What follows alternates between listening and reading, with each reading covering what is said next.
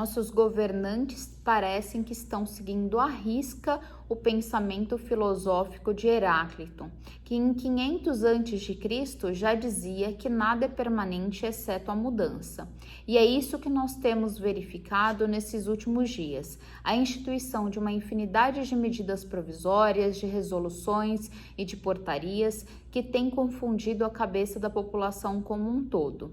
Mas são medidas adotadas na área trabalhista, na área tributária, na área social, são medidas que vêm sendo adotadas de maneira totalmente descoordenadas. Embora elas sejam essenciais e necessárias, elas deveriam ser instituídas de maneira mais cautelosa, com o intuito de evitar a arguição de vício de inconstitucionalidade, de ilegalidade e não causar para a população e não causar para o empresariado brasileiro um prejuízo ainda maior no futuro.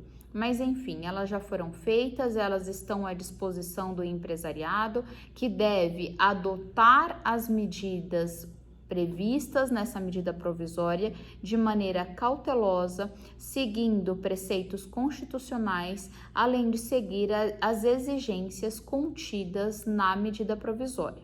Hoje eu tratarei com vocês sobre a medida provisória 936 e tratarei especificamente de alguns requisitos da redução da jornada e do salário e também da suspensão do contrato de trabalho. Eu acho necessário esse vídeo para que o empresário tenha consciência do que vai fazer nesse momento, que ele possa adotar com bom senso essas medidas que têm sido instituídas de última hora pelo governo, com o objetivo de evitar um prejuízo futuro. Isso porque a nossa Justiça do Trabalho, ela permanece sendo extremamente protecionista. Além disso, prevalece o princípio do indúbio pro operário, que quer dizer, quando houver conflito, dúvida de interpretação entre uma norma e outra, deverá ser aplicado a norma mais favorável ao empregado, ao trabalhador. Então, considerando que existem princípios constitucionais, direitos e garantias previstos na Constituição Federal em favor do empregado, eu sugiro que adotem com cautela o que está disposto nessa normativa, tá? Então, vamos falar do benefício emergencial que será pago pelo governo. Falaremos também sobre a redução da jornada e, consequentemente, do salário. Nota que fala redução da jornada e do salário. Quer dizer que não haverá redução do salário, não haverá prejuízo salarial, tendo em vista que ele será adequado à jornada de trabalho do empregado, ela será correspondente.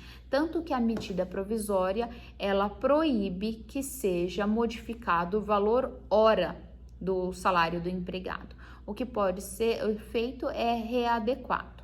A medida provisória, ela estabelece como redução da jornada de trabalho, ela deve ocorrer dentro de alguns limites. O empregador, ele pode reduzir em 25%, 50% ou 70%. Então, nós temos um limite mínimo, que são os 25%, e nós temos um limite máximo, que são 70%.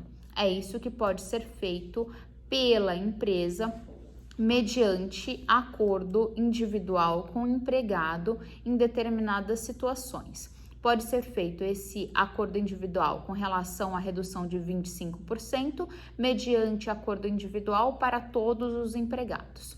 De 50% e 70%, poderia ser feito desde que o empregado receba salário igual ou inferior a R$ 3.135, ou para aquele empregado que tenha graduação, que tenha nível superior, mais um salário de 2 tetos da Previdência Social, que equivale a R$ 12.202. Nessas condições, o acordo poderia ser procedido através de um acordo individual, sem a intervenção do sindicato. Sem a intervenção do sindicato, não significa que o sindicato não deva ser comunicado. O sindicato, tanto o sindicato quanto o Ministério da Economia devem ser comunicados dentro do prazo de 10 dias contados da formalização do acordo com o empregado. E por falar em prazo, como esse de 10 dias que tem para comunicar ao sindicato e ao Ministério da Economia, existe um outro prazo estabelecido por essa medida provisória, que é o prazo de 2 dias corridos, que o empregado deve ser avisado com antecedência à formalização desse acordo. Então, 2 dias antes da formalização, a empresa deve convocar o empregado, pode ser uma convocação pelo meio eletrônico, propondo a redução de 25%, 50% ou 70% da jornada e do salário, tá? Isso está dentro da questão dessa redução, e o empregado, ele vai receber menos, o salário dele vai ser menor dentro da empresa, e isso será complementado pelo governo através desse benefício emergencial. E por isso que se faz extremamente necessário, é obrigatória a comunicação ao Ministério da Economia.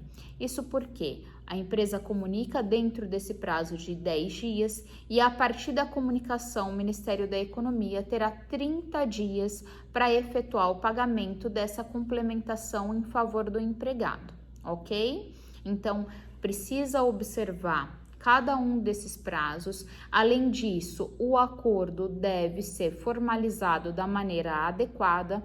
Na minuta contratual, obrigatoriamente deve constar qual que é o objeto daquele acordo, qual é o percentual de redução que está sendo aplicado, se 25%, 50% ou 70%.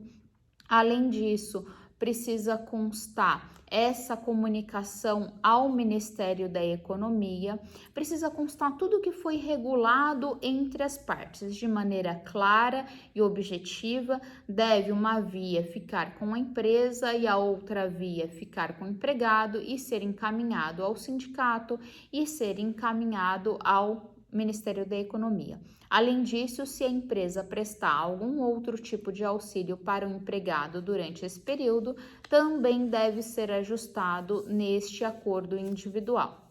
Então, nós vimos aqui que, por enquanto, está valendo, não se esquecendo que temos uma liminar do ministro Ricardo Lewandowski, que diz que os acordos devem ter a intervenção do sindicato, tanto o acordo de redução quanto a suspensão do contrato de trabalho. Pela medida provisória, fala que empregados com o acordo que constar de até 25% não precisaria, e 50% e 70% seriam aqueles empregados que recebem 335 ou que tenham nível superior, são portadores de diploma de nível superior ou recebem 2 tetos da Previdência Social, que equivalem a R$ 12.212. Estes poderiam firmar acordo individual. Quer dizer que as pessoas que recebem dentro desse limbo entre R$ 3.135 a R$ 12.202 ou que não tenham nível superior, obrigatoriamente precisaria de negociação coletiva para que sejam formalizados estes acordos. Ok? Acho que eu esclareci a questão desses requisitos dentro da redução da jornada e do salário, e agora nós passaremos à suspensão do contrato de trabalho. Na redução da jornada, você pode firmar por um prazo de até 90 dias. Já na suspensão do contrato de trabalho, este pode ocorrer por um prazo máximo de 60 dias. Inclusive, você não precisa firmar um acordo estabelecendo desde já esse prazo máximo de 60 dias. Você pode fazer um acordo de 30 dias e posteriormente mais 30 dias. O que você tem que observar é esse prazo máximo de 60 dias. Inclusive, eu acredito que seja o mais adequado firmar por 30 e depois mais 30, porque nós não temos certeza, nós estamos vivendo um ambiente de muitas incertezas. Nós não sabemos quando será o fim, tá? De tudo isso. Mas, de toda maneira, se você já firmou esse acordo pelo prazo de 60 dias, o empregador poderá reverter essa situação e retomar o contrato de trabalho à normalidade, tanto em um caso quanto em outro. Inclusive, na medida provisória diz que chegará ao fim esse acordo de redução ou de suspensão do contrato de trabalho em algumas hipóteses, ou o fim da calamidade pública, ou o final do prazo estabelecido nesse acordo, nessa negociação coletiva, ou ainda pelo poder diretivo do empregador, que pode chamar o empregado e falar para retomar ao horário normal, consequentemente com o mesmo salário, e também que acabou a suspensão do contrato de trabalho e que o empregado deve retomar as suas atividades. E na suspensão do contrato de trabalho, nós temos outras características. Uma, o empregado estará autorizado a recolher para o regime geral de previdência social na qualidade de contribuinte de segurado facultativo. Isso porque o empregador não fará retenção no salário porque está suspenso o contrato de trabalho. Então, o empregado poderá, para fins de manter a sua qualidade de segurado, para fins de contagem para o período de aposentadoria, continuar contribuindo para o regime geral de previdência social. Durante o período de suspensão do contrato de trabalho, o empregado fará jus ao recebimento de todos os benefícios pagos aos demais empregados. Isso significa que o empregador poderá suspender o pagamento do salário entre 70% e 100%, mas não poderá suspender o fornecimento dos benefícios, tá? Inclusive, falando nesses 70% e 100%, qual que é a diferença? As empresas que têm um faturamento de até 4 milhões e 800 no ano calendário de 2019 poderão fazer essa suspensão de até 100%. Já as empresas que tiveram faturamento superior a 4 milhões e 800, elas poderão fazer essa redução, elas poderão fazer a suspensão do contrato de trabalho. Contudo, elas terão que pagar para o empregado sujeito a essa suspensão uma ajuda compensatória de 30%, mínimo de 30%. Inclusive, essa ajuda compensatória tem natureza indenizatória, razão pela qual não incidem tributos e tem algumas outras características. E quais seriam?